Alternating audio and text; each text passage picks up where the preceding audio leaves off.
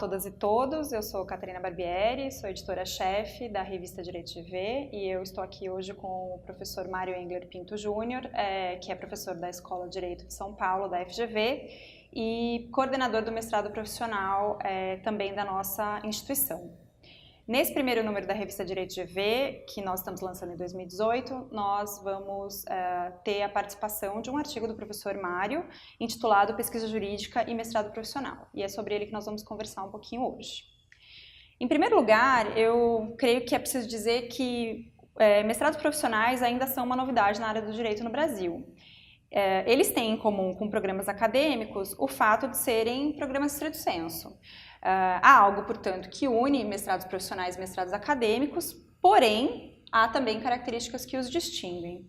Eu gostaria, então, de começar pedindo que o senhor nos contasse um pouco qual foi o contexto de redação desse artigo, o que o motivou a escrever esse texto, portanto, e quais são as principais diferenças entre os programas profissionais e acadêmicos, e especificamente no que concerne à pesquisa em direito, que é o objeto do seu artigo.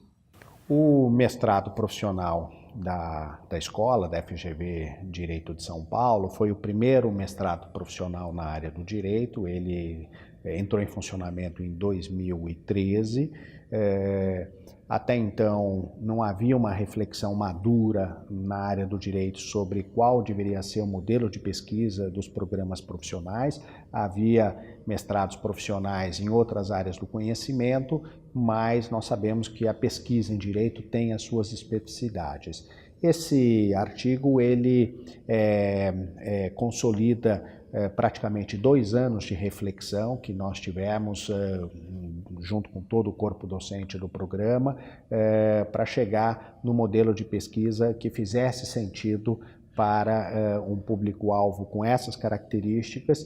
E o artigo procura mostrar que o ponto principal, o objetivo principal dessa pesquisa no mestrado profissional é o seu caráter aplicado, é a sua relevância, a sua utilidade prática para os operadores do direito, para o meio profissional.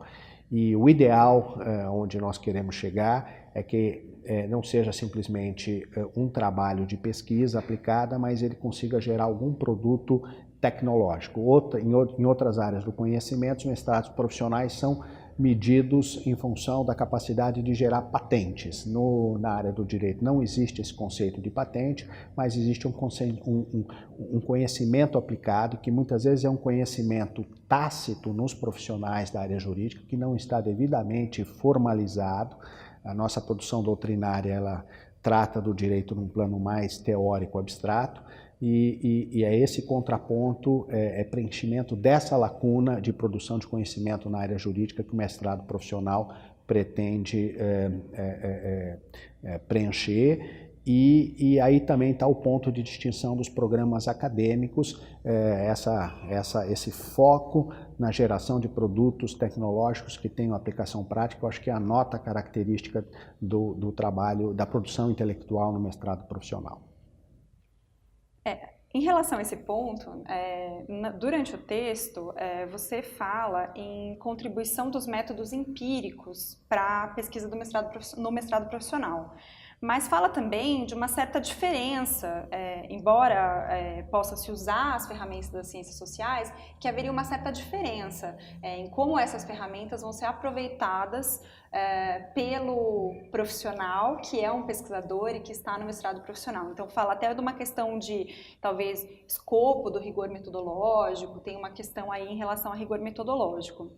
E eu te perguntaria, então, nesse sentido, a partir do que está no texto, se as abordagens metodológicas das ciências sociais, elas são úteis para a pesquisa no mestrado profissional, por que você sustentaria que há diferenças, quais diferenças poderiam ser essas? E no texto você usa um conceito que é o conceito de empiria pervasiva. Qual seria, então, a ideia da empiria pervasiva? Esse conhecimento aplicado que nós pretendemos gerar no mestrado profissional, ele pressupõe uma compreensão da realidade dentro da qual é feita a reflexão jurídica. E como objeto do nosso estudo, da nossa pesquisa, são fundamentalmente as práticas jurídicas, qualquer reflexão sobre essas práticas jurídicas, como eu disse, pressupõe esta compreensão da realidade. Então aí, os métodos empíricos utilizados nas ciências sociais, eles funcionam como uma ferramenta que permite esta compreensão da realidade. Mas é a compreensão na medida do necessário para produzir, para permitir essa reflexão jurídica devidamente contextualizada, devidamente conectada com a realidade.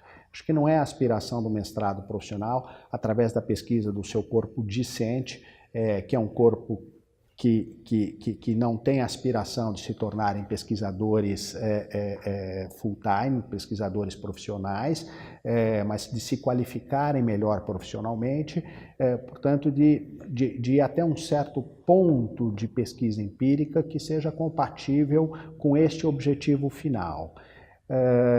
Portanto, me parece razoável, o artigo defende esse ponto de vista, uma certa modulação do rigor metodológico que se espera de um trabalho que tenha essas aspirações do mestrado profissional, de um trabalho desenvolvido no campo de umas ciências sociais, onde o compromisso com o rigor metodológico é o que faz a diferença da boa ou da má ciência. O conceito de pesquisa, de empiria pervasiva, eu acho que tenta traduzir isto. É um conhecimento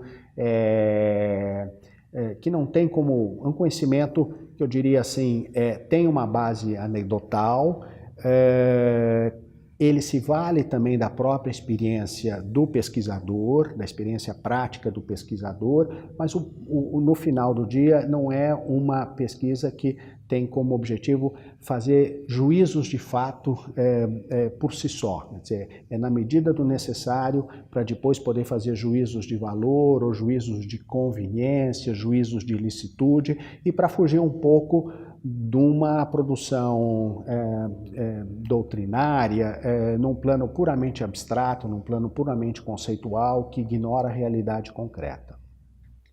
Sobre esse último ponto, então, em relação a como nós vemos o trabalho tradicionalmente, a produção de pesquisa tradicionalmente na área do direito, né, que nós entendemos normalmente como uma pesquisa doutrinal, que está nesse plano mais conceitual, o texto também traz uma reflexão sobre qual é a relação entre, ou qual é o papel que esse profissional que vem fazer o mestrado profissional precisa assumir enquanto pesquisador, de alguma maneira deixando o chapéu de advogado, ou de juiz, ou de promotor um pouco guardado e assumir esse papel então de pesquisador, né? Dentro desse contexto específico que você inclusive chama de empiria pervasiva. Então, no texto, o texto chama a atenção para um ponto bastante importante, que seria a diferença entre o que é ético profissionalmente e o que deve ser a ética no trabalho acadêmico. Existe uma discussão muito grande na área do direito sobre a produção de pareceres jurídicos e o quanto a produção do parecer jurídico é distinta do trabalho acadêmico, seja no mestrado acadêmico ou seja no mestrado profissional. Como que o seu texto trabalha essa questão, evitando posturas enviesadas, e dando, então, a possibilidade de que esse aluno que é profissional possa trazer a atividade profissional dele para o tema da pesquisa, mas não necessariamente se confunda com a própria atividade profissional, o próprio parecer, etc. E tal. O primeiro ponto é o seguinte, você precisa realmente desconstruir no aluno do mestrado profissional, que vai se propor a fazer um trabalho de pesquisa no âmbito do programa, certos comportamentos que são normais na atividade profissional. Atividade profissional, especialmente do lado do advogado, talvez do lado do juiz seja diferente, mas ainda há vieses que o exercício da judicatura que não são compatíveis com a pesquisa acadêmica, mas falando especificamente do profissional da advocacia, comprometido com a defesa de interesses, tem certos comportamentos que são perfeitamente normais e naturais, pelo menos aqui no Brasil, isso não é em qualquer outro país também, onde você destaca os argumentos favoráveis, os aspectos, os fatos favoráveis e não se sente obrigado a explicitar também as fragilidades do seu argumento ou, eventualmente, a existência de algumas circunstâncias, de algumas questões fáticas que são desfavoráveis ao interesse que você está defendendo.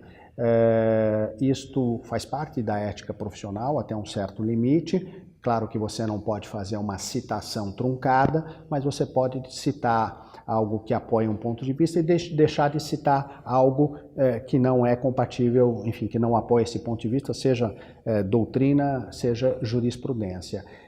O que eu procuro mostrar no texto e instruir os alunos do mestrado profissional que têm a necessidade de produzir esse trabalho de pesquisa, que isso não é a atitude esperada de um pesquisador. Um pesquisador tem que iniciar um trabalho com uma cabeça aberta, sem um compromisso em relação ao ponto de chegada, defesa de um interesse específico, usar uma linguagem adequada e, sobretudo, revelar a sua relação com o objeto pesquisado, para que o leitor possa realmente fazer o juízo que ele achar que deva ser feito a respeito da imparcialidade com que aquele tema for tratado. Quanto mais